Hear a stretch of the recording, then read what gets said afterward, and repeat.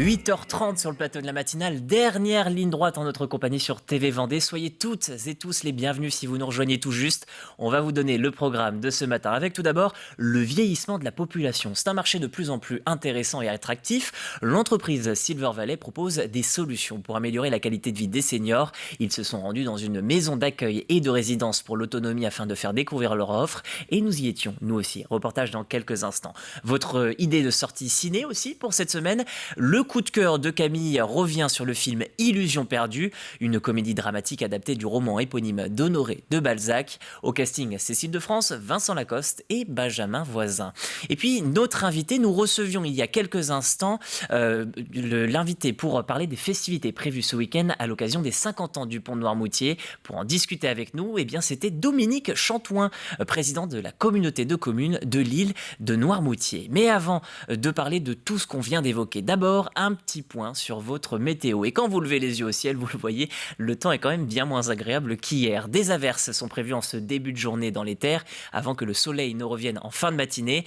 La façade atlantique sera épargnée, mais une nouvelle perturbation fera son apparition dans l'après-midi, emmenant des averses en fin de journée. Même constat d'ailleurs, si vous êtes dans les terres, les averses vont revenir dès la fin de l'après-midi. Côté température, la douceur continue de nous suivre, comptez entre 15 et 16 degrés ce matin. Cet après-midi, il fera 18 voire 19 degrés. Le temps, nous venons de le voir, on va se tourner donc vers notre littoral avec, comme d'habitude, vos marées. La prochaine marée, elle est basse, c'est à 11h26. Les coefficients continuent de remonter petit à petit. 90 prévu pour la prochaine marée haute, ce sera à 17h22. La dernière, 5h13 avec un indice de marée de 89. Et puis si vous aimez les bains de minuit, c'est possible, mais ce sera à marée basse. Nous l'attendrons ce soir à 23h43. Enfin, un petit regard du côté de vos marchés. Au programme aujourd'hui, les Sables d'Olonne, Angles, Saint-Gilles-Croix-de-Vie, Bretignolles-sur-Mer, Compiègne. On retrouve aussi Luçon, Saint-Jean-de-Mont pour cette ville issue d'une fusion. Tiens, ça doit vous rappeler un petit quelque chose si vous nous écoutez depuis ce matin avec le jeu.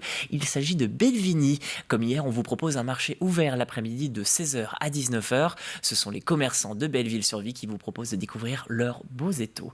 Voilà, vous avez l'ensemble de vos informations pratiques pour aujourd'hui. Je vais en profiter pour glisser une bonne fête à toutes les Adelines et les Alines. Ceci fait, passons tout de suite au journal d'actualité locale.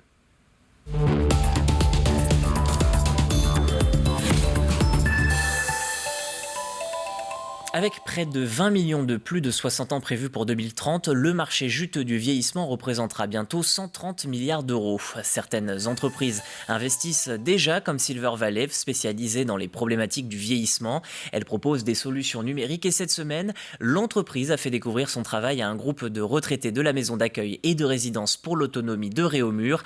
Alix Lanos était sur place. Je sais plus. Au revoir, mon lapin. C'est par petits groupes que les résidents de cette MARPA, maison d'accueil et résidence pour l'autonomie, découvrent les différentes innovations que des entrepreneurs spécialisés dans la problématique du vieillissement sont venus leur présenter. C'est un peu comme un grand écran de cinéma, quoi. On a l'impression d'y être. C'est bien.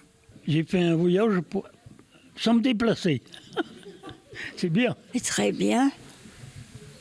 Il faut suivre le monde. Là, vous allez connaître. Tour à tour, les résidents vont donc pouvoir essayer les lunettes 3D, la borne interactive ou encore des jeux pour stimuler les capacités cognitives. Une journée Open Lab pour présenter des innovations, les tester et avoir immédiatement le retour de ces seniors. Pour savoir si ces outils sont vraiment adaptés aux attentes et aux besoins des seniors, tout simplement. Il y a immédiatement une réponse oui ou non, mais spontanée. Oui, ça me plaît, ou non, ça sera pas. C'est pas tellement ce qu'il nous faut en fait. Derrière toutes ces innovations, il y a des entrepreneurs, des spécialistes de la Silver Economy, où l'ensemble des produits et services à destination des personnes âgées. Ils sont regroupés au sein de la Silver Valley, qui organise ce tour de France des Open Labs dans les Marpas. Et en fait, l'objectif, c'est d'apporter de l'innovation au cœur des territoires, puisqu'on essaye de détecter des porteurs de projets qui sont le plus proches possible de la MARPA. Donc là, vous avez des porteurs de projets qui sont des porteurs de projets d'Angers ou de villes qui sont à 30-40 km d'ici. L'objectif, c'est vraiment de valoriser les startups du territoire qui peuvent apporter des innovations au sein de la MARPA. Des innovations particulièrement bienvenues ici. Les EHPAD ont un budget animation avec des animateurs et dans les résidences autonomie, nous n'avons pas pas ce budget. Donc là, c'est extraordinaire. Parce qu'on est habitué aux jeux de société chez nous, ou les balades tout simplement, mais qui ont toutes leurs valeurs et qui doivent rester dans nos établissements. Mais pourquoi nos anciens n'auraient pas droit à ce type d'activité? Et ça touche nos résidents qui sont attentifs et qui s'émerveillent comme nos enfants pourraient s'émerveiller, et moi la première aussi. La directrice espère maintenant trouver le budget qui lui permettra peut-être d'acquérir l'une des innovations présentées ce jour-là. Santé avec le taux d'incidence vendéen. Il continue de remonter un peu. Nous venons de franchir la barre des 50 cas pour les 100 000 habitants. C'est plus que la moyenne nationale de 48,00. Pour l'instant, la situation n'est pas encore préoccupante. Santé publique France maintient le département en situation de vulnérabilité modérée. À titre d'indication, nous occupions déjà cette catégorie lorsque le taux d'incidence était à 22,5. Et puis santé toujours, c'est ce vendredi que commence la campagne vaccinale contre la grippe saisonnière. Une campagne avancée d'une semaine pour pouvoir la coupler avec la 3e dose de vaccin contre le Covid. C'est d'ailleurs déjà possible dans les EHPAD. À bien noter cependant, seuls les publics prioritaires sont concernés par la date du 22 octobre, à savoir les plus de 65 ans, les femmes enceintes ainsi que les personnes souffrant d'asthme, de diabète, d'insuffisance cardiaque ou celles atteintes de sida. Les soignants sont aussi concernés, mais pour le reste de la population, il faudra s'armer de patience. L'ouverture à la vaccination est prévue pour le 22 novembre. Quelques mots également sur la formation aide-soignant. Les inscriptions à la sélection sont prolongées jusqu'au 8 novembre. La formation, elle, débutera en janvier 2022. Comme en 2020, les frais de sélection à l'entrée sont pris en charge par la région des Pays de Loire. Le diplôme est équivalent au niveau bac. Il est délivré avec 22 semaines d'enseignement et 22 semaines de stage. Plus d'informations sur devenireaidesoignant.fr. Et justement, pour elle, la formation est terminée. Le lycée professionnel René Cousinet remettait hier après-midi les dossiers de formation et les diplômes d'état d'aide-soignant en promotion 2020-2021, une dizaine de jeunes professionnels qui ont toutes trouvé du travail. Aujourd'hui, c'est un moment festif parce que c'est sympathique, parce que c'est vrai que nous, on a été leur formatrice pendant 6 mois. On a été dans les bons moments et dans les mauvais moments, parce qu'il y a aussi des échecs. On ne diplôme pas tout le monde. Mais là, c'est vrai qu'elles sont plus détendues, plus reposées. Elles ont pris du recul aussi avec ce qu'on leur a fait vivre pendant ces 6 mois. Et donc là, elles sont dans l'activité professionnelle. Elles prennent du plaisir à travailler, à avoir un métier qui leur convient parfaitement et qui répond à leurs attentes. Souvenez-vous, c'était en mai dernier, aux abords de Jars-sur-Mer. Un loup était photographié pour la première fois depuis plus d'un siècle. Cette semaine, le loup gris refait surface. La communauté de communes Vendée le Grand Littoral s'engage aux côtés de l'association de défense des marais du Perret. Plusieurs attaques de troupeaux y ont été relevées ces 6 derniers mois. La collectivité gestionnaire du marais a donc décidé de financer une partie du repeuplement du site. Ces moutons permettent d'entretenir les lieux. Face à la présence du loup, l'État n'a pas pu aider les propriétaires parce qu'on est face à des petits troupeaux de loisirs et l'objectif de la communauté de communes, c'était d'accompagner ces petits propriétaires à travers une subvention de l'ordre de 15 000 € à l'association de défense des marais du Perret pour réintroduire le mouton, notamment du mouton vendéen, en plein cœur des marais. Ils maintiennent les bossis herbés en bon état, évitent l'arrivée des pruneliers et des ronces. Si vous voulez, sans pâturage, sans éco-pâturage, il n'y aurait plus que des friches. Parce que la plupart des bossis sont séparés les uns des autres par des bandes étroites de terre sur lesquelles le tracteur ne peut pas passer, ou par des ponts en bois. Alors là, le tracteur peut encore moins passer sur les ponts en bois. Ce qui fait que les moutons ont le rôle primordial de maintien du paysage. Si je vous dis Jérémy Banster, son nom ne vous dit peut-être rien, mais vous le connaissez pour son rôle de Julien Bastide dans Un si grand soleil sur France 2. L'acteur a quitté la série pour se consacrer à la réalisation. Son film va s'inspirer de son grand-père, Louis Buton. Originaire d'Esnay, il fut soldat de la Première Guerre mondiale et pendant la Seconde, la Gésinate fut résistant avant d'être déporté. C'est un hommage à ses valeurs. C'est un hommage à l'homme qu'il a été, c'est un hommage à tout ce qu'il a pu transmettre, à la tolérance qu'il a gardée en lui. Donc le Buton, oui, c'est le vecteur, la passerelle qui me permet de mettre en lumière des idées, des messages qui, pour moi, j'ai été élevé avec, toute ma famille a été élevée comme ça. Et pour la famille Buton, oui, c'est quelqu'un qu'on porte haut et dont on est fier. Mais le film ne se résumera pas qu'à ça. Le film sera empreint de ces valeurs. Jérémy Banster souhaite que les Vendéens s'emparent du projet et travaillent pourquoi pas avec lui. Le réalisateur se donne 1 an pour boucler le budget et lancer le tournage.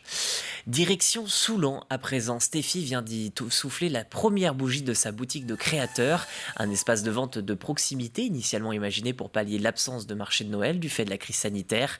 Ces rendez-vous sont en général clés pour le chiffre d'affaires de ces artisans. 1 an après, l'histoire continue. Alix Lanos et Alexia Genet nous la racontent.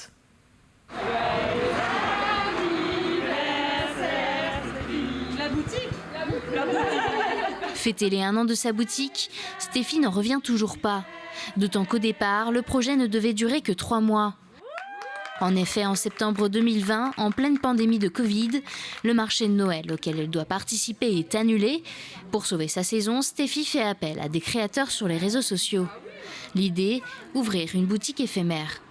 Au départ, c'est vraiment, on y va pour 3 mois. Si on rembourse nos loyers, c'est très bien et on verra ce que ça donne. Donc, je trouve un local qui est à vendre. Il est à vendre, il n'est même pas à louer.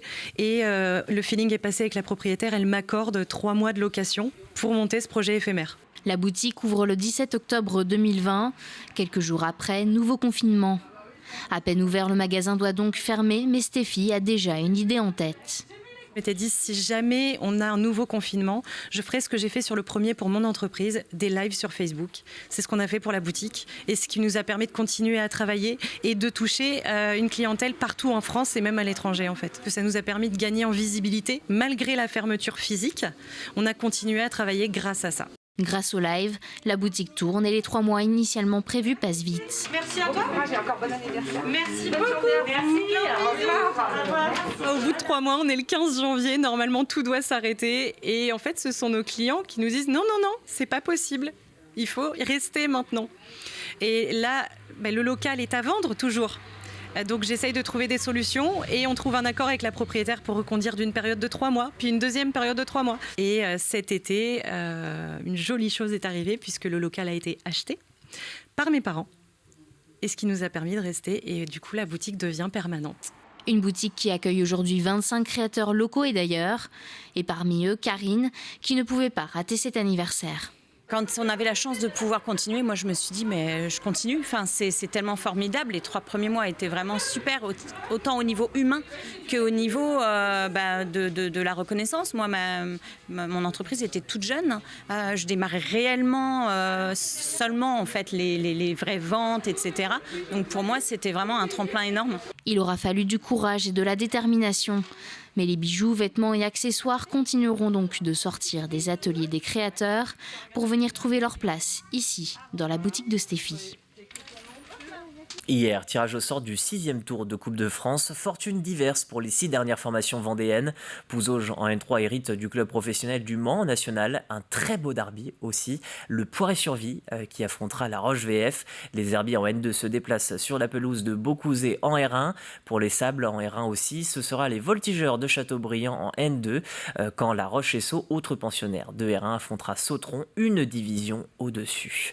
Voilà pour vos informations en ce mercredi matin. On va se tourner tout de suite vers les couleurs du ciel. C'est maintenant avec Juliette Carton.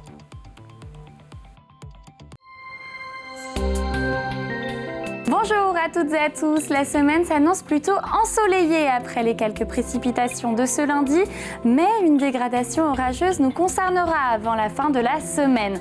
En attendant, la couverture nuageuse justement est de retour ce mercredi 20 octobre dès l'aube avec de possibles ondées sur le littoral. Le vent souffle déjà fort le matin avec 50 à 70 km/h en moyenne. Côté Mercure, il est doux avec 15 degrés à la Châtaigneraie, 17 à Montaigu-Vendée et La Roche-sur-Yon, puis 18 partout ailleurs sur la côte et les îles. Dans l'après-midi, le ciel reste couvert avec toujours des ondées qui sévissent. Quelques éclaircies devraient tout de même apparaître. Quant au vent, soyez vigilants. Nous notons des pointes jusqu'à 100 km/h. Au niveau des températures, elles grimpent jusqu'à 21 degrés au meilleur de la journée à Montaigu-Vendée et Fontenay-le-Comte, 19 en bord de mer et 17 à 18 sur les îles. On passe aux prévisions prévisions des 3 prochains jours. Jeudi, malgré un réveil sous le soleil, une ambiance orageuse est attendue dans l'après-midi avec quelques averses modérées. Le vent est à nouveau sensible avec des rafales jusqu'à 80 km/h. Vendredi, le temps se calme même si quelques nuages persistent. Le soleil devrait tout de même regagner l'ensemble du département en seconde partie de journée. Le thermomètre en revanche baisse et affiche 5 degrés au plus frais. Enfin, samedi, le week-end débute avec des éclaircies bien plus nombreuses que les nuages. Le mercure est sensiblement le même que la veille. Il est compris entre 5 et 15 degrés au cours de la journée. Et pour finir, retour à ce mercredi 20 octobre, lever du soleil à 8h31 et coucher à 19h09. Nous souhaiterons une belle fête à toutes les Adelines et la mer sera agitée. Je vous souhaite à toutes et à tous de passer un beau mercredi. Je vous dis à très bientôt pour un nouveau bulletin météo.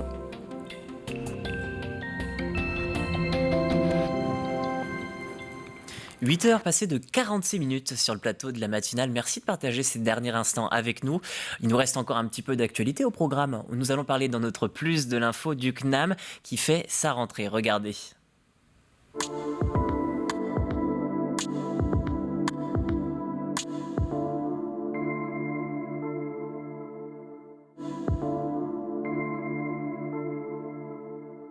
Notre métier, notre raison d'être, c'est la formation professionnelle continue, c'est d'accompagner tous nos publics dans leur évolution professionnelle. Enseignement supérieur, nous sommes rattachés au ministère de l'Enseignement supérieur et de la Recherche parce que tous nos diplômes relèvent une grande partie de nos diplômes relèvent du ministère de l'Enseignement supérieur et que notre offre diplômante est post-bac.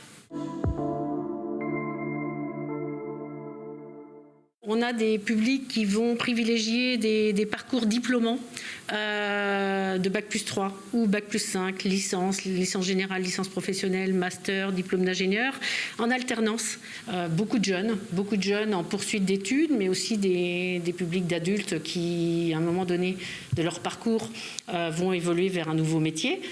On a aussi des publics d'adultes, quels qu'ils soient, demandeurs d'emploi ou salariés d'entreprise, qui à un moment donné ont envie de reprendre une formation pour évoluer dans leur carrière, dans leur parcours professionnel, et qui vont privilégier des formations hors temps de travail. Alors les domaines qui sont le plus demandés sont le domaine informatique, de niveau Bac plus 2 jusqu'au diplôme d'ingénieur informatique à la carte. Nous avons également beaucoup de demandes en gestion, licence gestion des organisations et le Bac plus 2, assistante PME, PMI, assistante de gestion. C'est les domaines qui sont le plus demandés actuellement. Il y a également la possibilité de se former en ressources humaines. Tout salarié, ils ont droit à 500 € par an sur leur compte formation. C'est la caisse de dépôt qui va prendre cet argent pour financer la formation. Donc, toute personne qui a de l'argent sur le compte formation peut suivre une formation. Il y a également la possibilité de demander un abondement. Pour les demandeurs d'emploi, ils peuvent demander à Pôle emploi d'abonder une formation qui coûte, on va dire, environ 5 000 €. Si la personne n'a que 2 000, il peut demander le reste de Pôle emploi. C'est pareil pour un salarié qui a 3 000 € dans son compte formation, mais qui souhaite préparer un diplôme qui coûte 6 000 €, il peut demander un abondement de son employeur également. Donc, les financements peuvent être compliqués. C'est pour ça qu'on vous invite de venir nous voir. On connaît toutes les possibilités.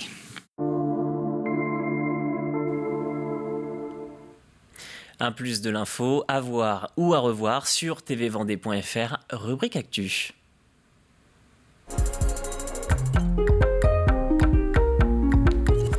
Comme chaque mercredi, il est l'heure de retrouver votre chronique ciné avec les toutes nouvelles pellicules disponibles. Cette semaine, le coup de cœur de Camille se tourne sur Illusion perdue, un film réalisé par Xavier Guianoli, avec Benjamin Voisin, Cécile de France et Vincent Lacoste. Dans cette nouvelle adaptation du roman d'Honoré de Balzac, nous retrouvons Lucien, jeune poète inconnu dans la France du 19e siècle. Issu d'une famille d'imprimeurs, il se rend à Paris. Le jeune homme va alors découvrir les coulisses d'un monde voué à la loi du profit et des faux semblants. Regardez.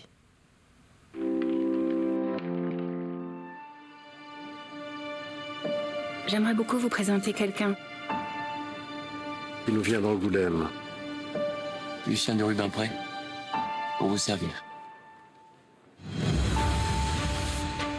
Pour lui, la poésie est une chose sacrée. Une sorte de religion intime. Quelle folie de partir ensemble. Paris. J'ai besoin de travailler, monsieur. Je respecte énormément le métier de journaliste. Et tu crois que c'est quoi mon métier? Vous éclairez les gens sur l'art, le monde. Mon métier, c'est d'enrichir les actionnaires du journal. Notre ligne éditoriale sera simple. Le journal tiendra pour vrai tout ce qui est probable.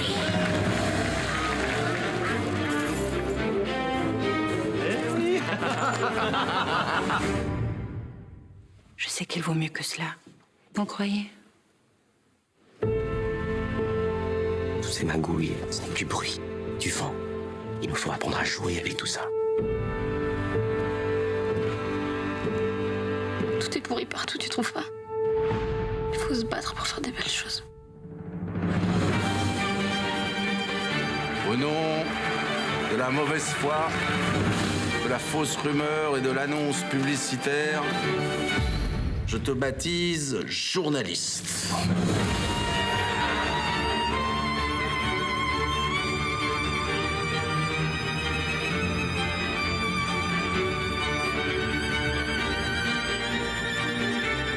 Il nous a trahis, Fumier. Il faut l'abattre. Il faut taper là où ça fait mal. Il est trop tard pour avoir peur.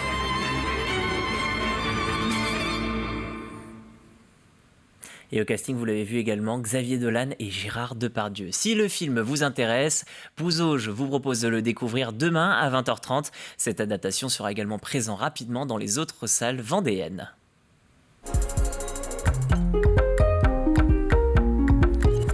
Notre extrait du jour à présent, c'est Conseils de famille avec Pascal Tellier. Chaque semaine, elle reçoit un ou une invitée pour vous aider dans votre quotidien de vie de famille.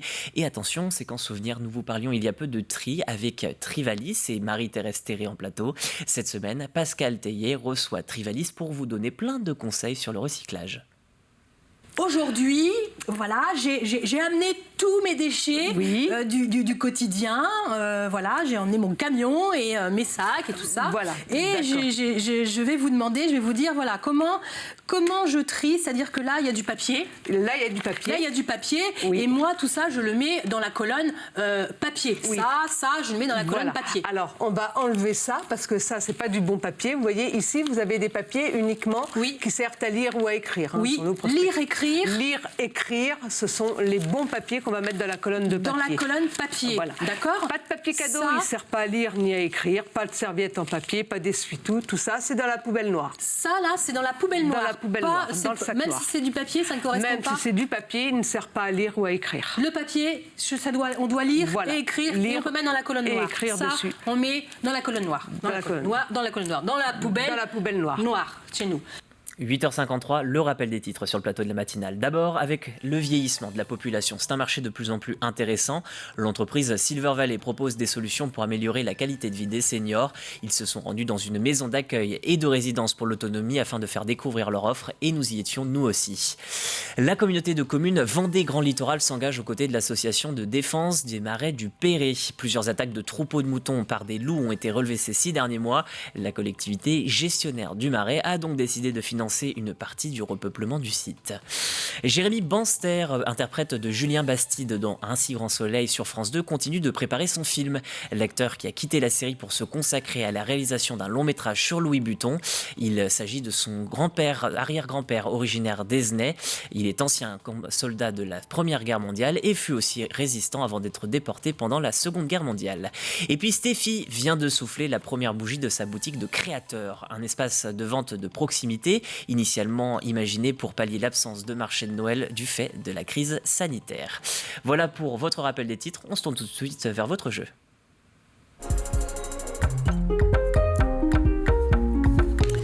Le jeu avec votre question, quel est ce club de sport qui a créé un bar ambulant grâce à une brouette?